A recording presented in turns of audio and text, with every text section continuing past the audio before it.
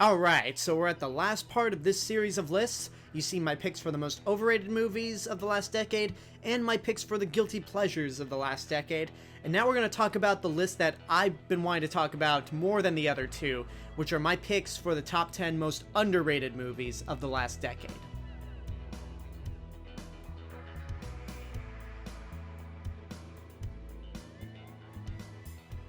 Now first off, a little bit of clarification on what I mean by underrated.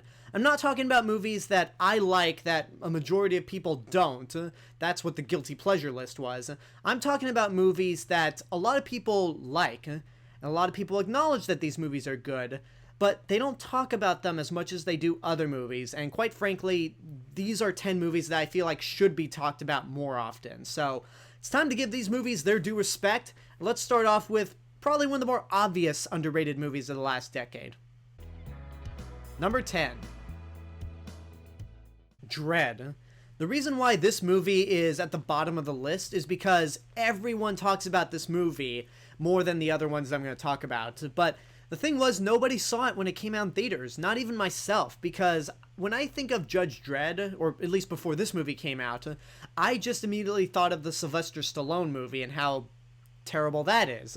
So I bought this movie blindly on Blu-ray and bought it with the intention of that this was going to be great given all the things I've heard about it, and this movie definitely lives up to the hype. It is dark, it is gritty, it's violent, the slow motion shots are just so gratuitous in terms of its violence, and it really makes me wish I'd seen this movie in 3D, because you could tell by watching it that they utilized those slow-mo shots to be in 3D.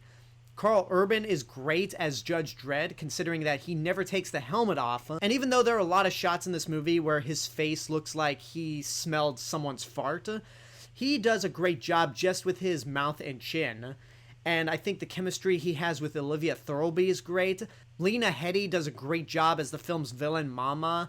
And it might share a lot of similarities to movies like Die Hard, RoboCop, or The Raid.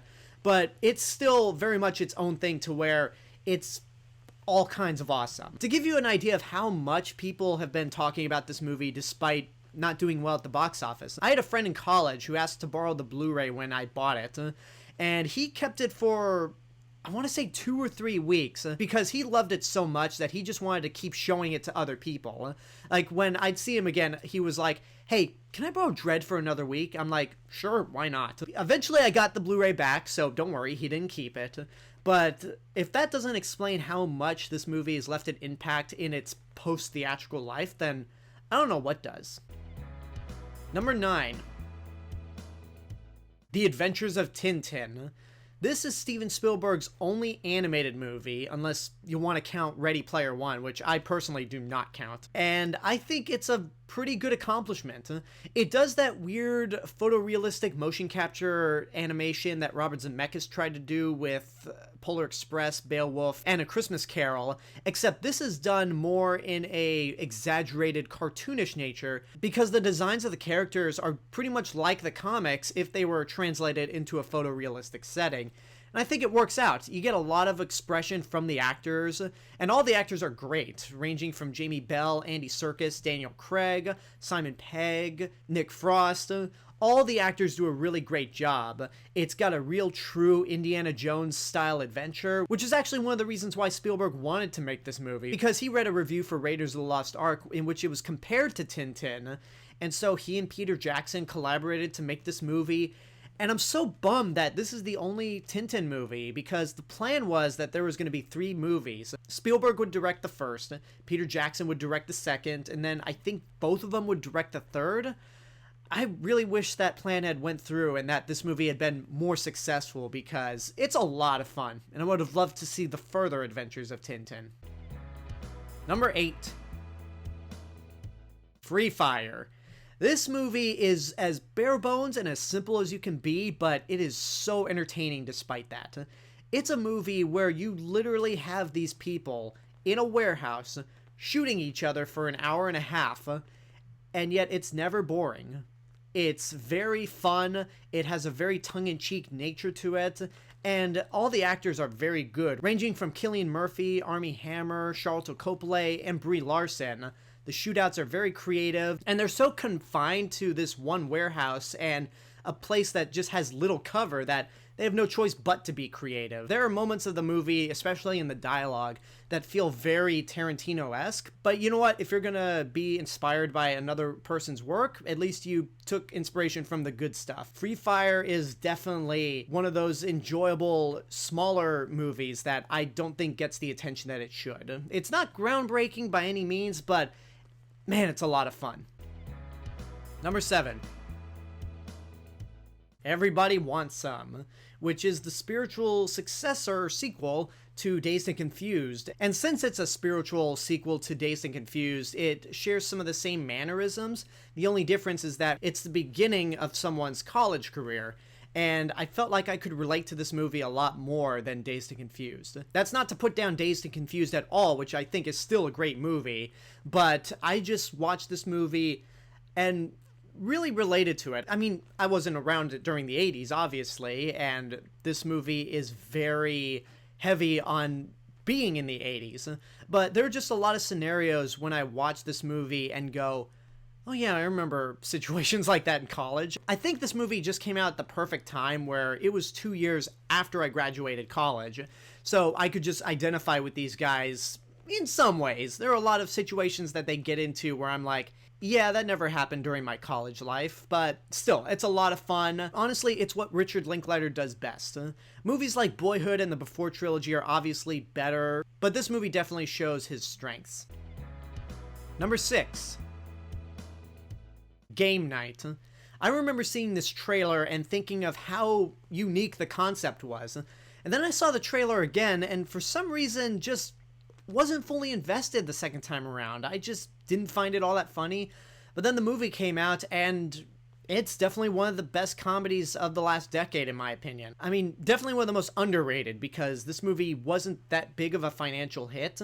And it's a shame because it's got a really great premise. It's got a great cast with people like Jason Bateman, Rachel McAdams, Kyle Chandler. And this movie does a lot of things where it just goes above and beyond in terms of, believe it or not, it's filmmaking, which is something you don't really see in a lot of comedies. There's some great camera work, some points where they simulate an actual look of a board game. The music is actually very well done, which again is something you don't really get out of these type of comedies. If there are any issues at all with this movie, it would probably be that the third act is kind of routine, and there are points where it's just a little too goofy. But that being said, I think the film's strengths make it even better than it has any right to be. If you haven't seen Game Night, please check this out. And that's something I'm going to say for all of the movies on this list. If you haven't seen them, then you should see them.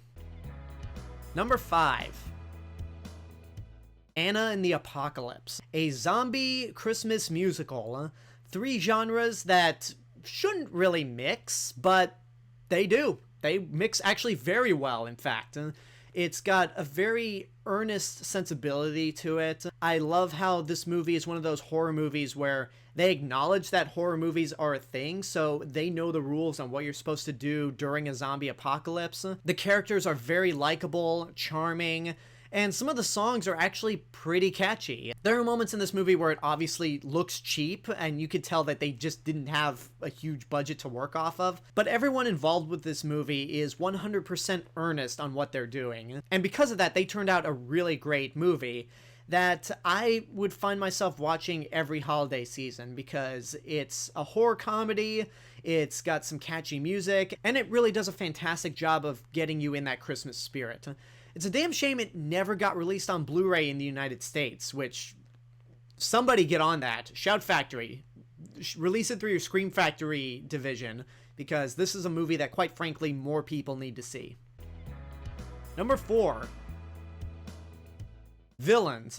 I talked about this movie in my review last year, how I literally knew nothing about it.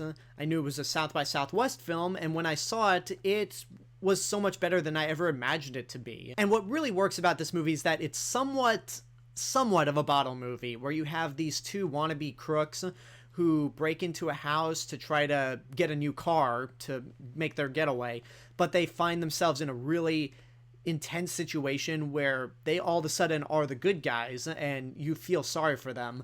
Both Bill Skarsgård and Micah Monroe do a really great job. Kira Sedgwick and Jeffrey Donovan as the older couple are very funny yet threatening at the same time. It's got a great look in terms of its production design, and it's a very colorful movie as well. It's another one of those movies where I wish it got a wider release, especially considering that it was released in theaters around the same time as It Chapter 2. So how they didn't want to write off the success of Bill Skarsgård in It is beyond me, and I think this is another movie that's not available on Blu-ray, which it should be. Somebody get on that because it's really good. It's a very fun movie that you wouldn't be disappointed if you saw it. Number 3. Wind River. This movie is directed by the writer of Sicario, and to me, honestly, Sicario is a great movie, but I honestly like Wind River a lot better. I felt more invested in the characters than I did with Sicario, and nobody is ever wasted in this movie. My biggest problem with Sicario is that Emily Blunt just doesn't really have much of a character or a reason to be in the movie. And in Wind River, everyone has a reason to be in here. Jeremy Renner's fantastic, and so is Elizabeth Olsen. And just the real dark mystery that they have to go through is intense, it's nail-biting. It's honestly a movie that I wish I'd reviewed when it came out, because it's one of those movies where I saw it after I made my best of list and loved it so much that I actually had to revise my best of list because I loved it that much. 2017 was a really fantastic year, and the fact that I had to readjust my best of list to include Wind River definitely shows. Number 2. Chef, the ultimate food porn movie. Seriously, if you watch this movie, I dare you to go through it without just craving some sort of food, because it'll definitely make you do that. But beyond that, it's a really great story about somebody wanting to follow his own dreams, and it just happens to be through food trucks. Jon Favreau does a fantastic job as not only the lead, but the director, and the rest of the cast is great, ranging from Sofia Vergara, John Leguizamo, Scarlett Johansson, and Robert Downey Jr. in a very small role. The chemistry that Jon Favreau has with his son is very believable, and it's great. And there's a lot of really funny lines throughout. It's a very good movie, and one of the best parts about this movie for me is how it depicts the food critic played by Oliver Platt, where he gives Jon Favreau's restaurant a very bad review, and then at the end of the movie he says the reason he gave him the bad review is because he wanted to see him do better. He wanted to really root for him. And that, as a critic, is something that I really admire, because no critic out there wants to intentionally trash someone's work. The reason we trash it is because we come from a place of wanting to love it, and we're disappointed that we didn't. So the fact that this movie even acknowledges that is something that I truly admire. And this movie's just great on its own. So again, like all these other movies, check it out if you haven't. So now we're at the number 1 spot. And I feel like a lot of people may have seen this movie already, but just on the basis that it's so much fun, I had to put this at number 1. But without further ado, number 1. Ready or Not. This movie had only one trailer to it, or at least one that I saw, and I was already hooked on the concept. And the concept alone just makes this movie fantastic. It's a horror comedy that knows exactly what it is, and it takes full advantage of every opportunity that it has with the genre. When it's intense, it's pretty intense, but when it's funny, it's pretty funny as well. Samara Weaving is fantastic as Grace, and she's really proving to be an up-and-coming action star. The rest of the supporting characters are great. It's got a very dark sense of humor. I mean, the fact that they kill off 2 of the maids in the movie in a very comedic fashion tells you all you need to know. The movie doesn't drag out any longer than it needs to. It begins and ends at the perfect spots. And I also think the ending is a massive payoff that works tremendously. The reason this movie is number 1 is because it's probably the most fresh out of all the other movies on this list. And it was actually really hard to rank all these because I feel like all of them are movies that you really need to see. And the fact that nobody's talking about these movies as much as they are, I think is a crime. And another reason I put Ready or Not on top of this list is because it made me excited to see more smaller based genre movies from here on out, because that's where you're going to get the most creative ideas. And there you go. Those are my picks for the top 10 underrated movies of the last decade. I hope you enjoyed these videos, and I hope you enjoyed these picks. Now I want to know what your picks are for the most underrated movies of the last decade. What are some movies out there that you wish more people would talk about, despite the fact that they are good movies? Whatever the case may be, let me know in the comments below. And until next time, I hope you enjoyed this video. Don't forget to subscribe to the channel, give this video a like, leave a comment, support my Patreon page, follow me on social media, and until then, this is the real Mr. Robinson telling you there's only one.